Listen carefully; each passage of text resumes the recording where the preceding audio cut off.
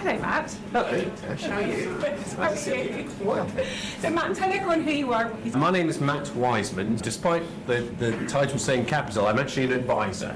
So whereas Easy actually has the money and has the influence, I am merely a hired hand. But I do focus almost all of my time now with owners of beauty brands, supplements brands, and consumer healthcare brands. I do that increasingly on an international basis. That can be taking investment, that can be selling a majority stake, that can be selling the whole lot around the world. And I'm fortunate enough to be passionate about this space, which is a helpful starting point. But I've also now got a good number of years of experience of advising some amazing businesses and amazing founders along the way, and I've picked up a few hints and tips along the way of how to do that. Now, those hints and tips unfortunately end up having to spend thousands of hours with me and my team, so that's never a good thing. I can only apologise if that's ever burdened upon you, but that is the amount of preparation, the amount of work that unfortunately goes into delivering one of these transformational outcomes.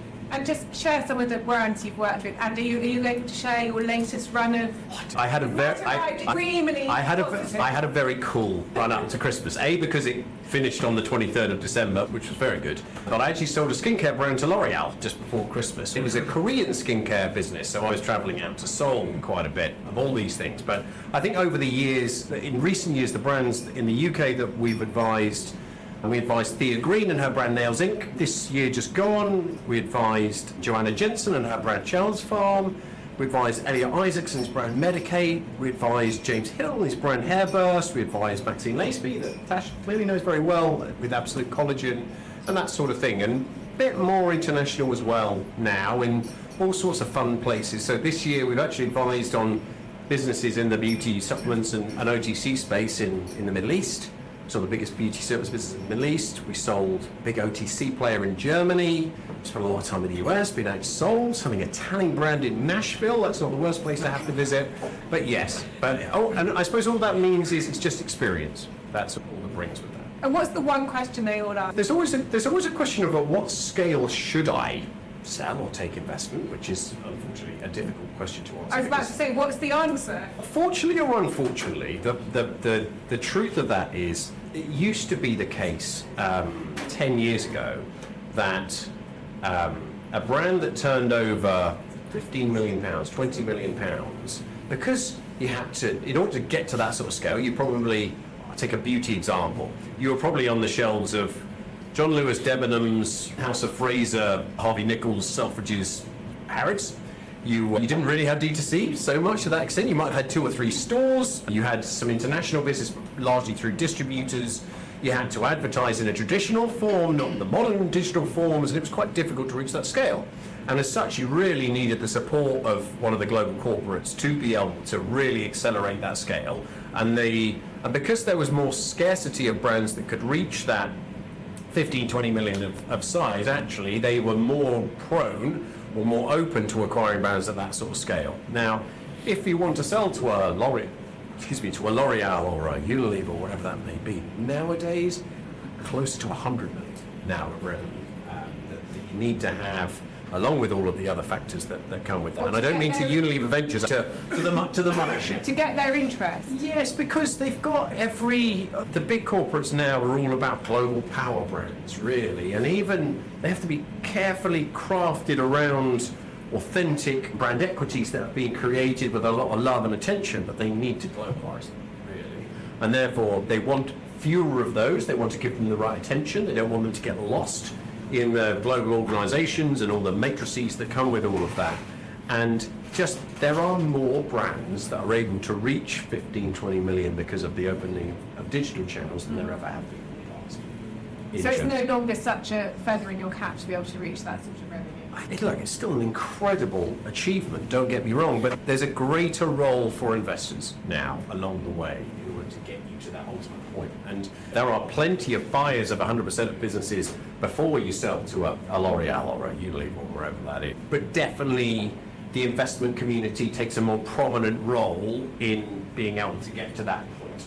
So let's talk about that and some of the questions of who is going to buy or invest in these brands. When Matt arrived, we were talking about one of my clients and I was updating him on what's going on. I was saying, yeah, but who ultimately is going to buy it? Is it ever going to go to one of these trade buyers. Yep. And what are the options? Like, how does that journey pan out?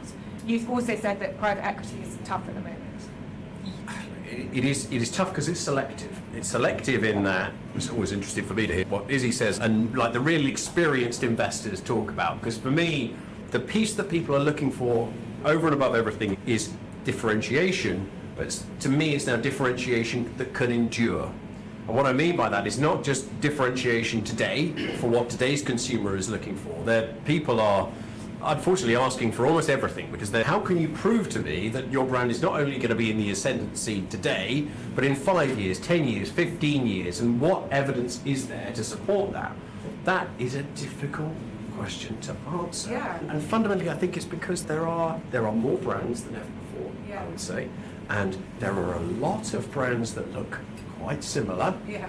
but there are still gems that you can see have got something different, something really unusual. That unusual can be meeting a particular consumer need. It can be just the nuance of the storytelling into the consumer. It can be clinical research that somebody else just hasn't understood. And it could be a founder that's able to tell a story that resonates more effectively with your target audience than any other brand is able to do.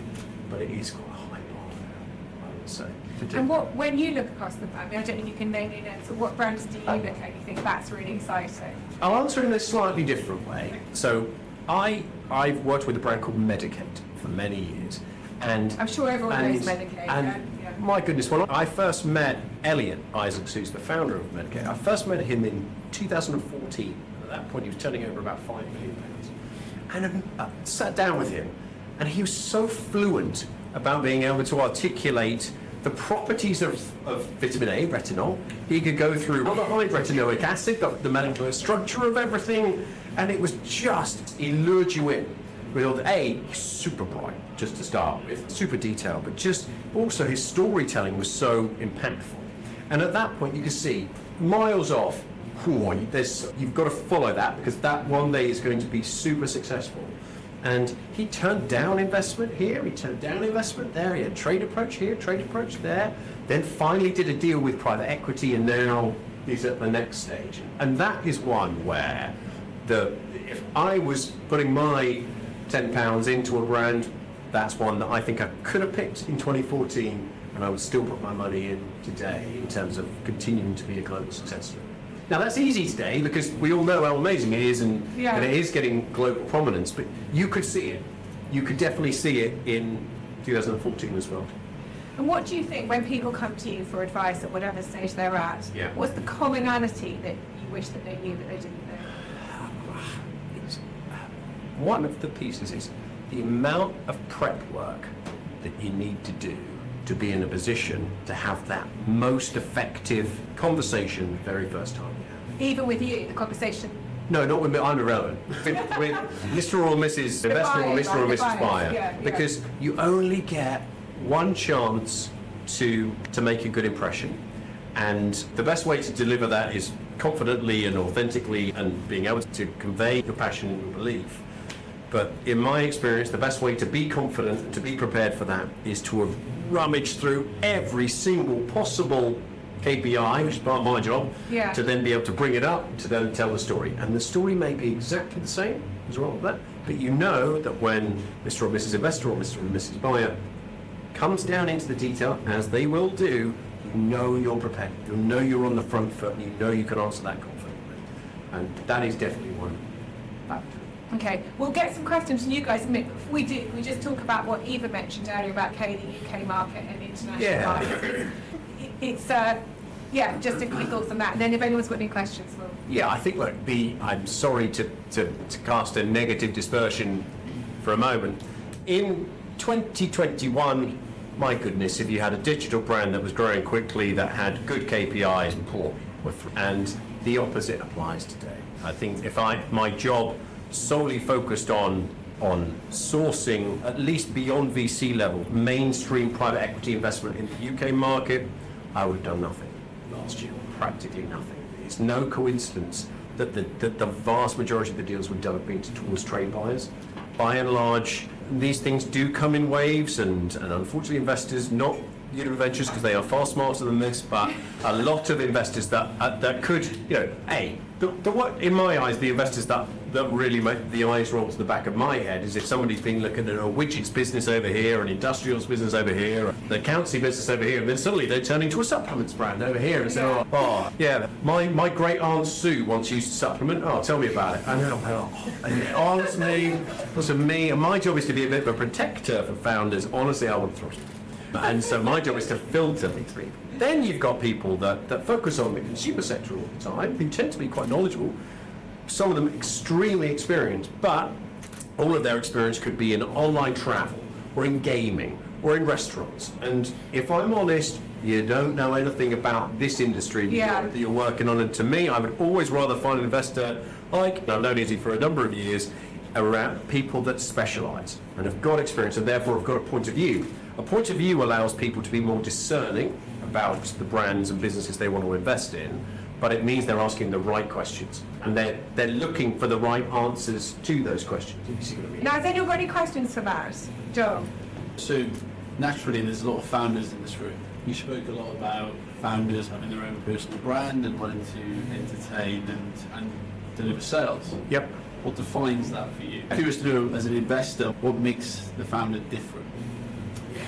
Good question. Every founder is different, right, by their nature. So it definitely is not a one-size-fits-all. I think for me there has to be an element of believability, right? Because an investor is largely entrusting their money with that founder to be able to deploy that investment into the right direction to amplify the brand for it to be a success and for them to get a return on their money. And therefore there has to be trust that you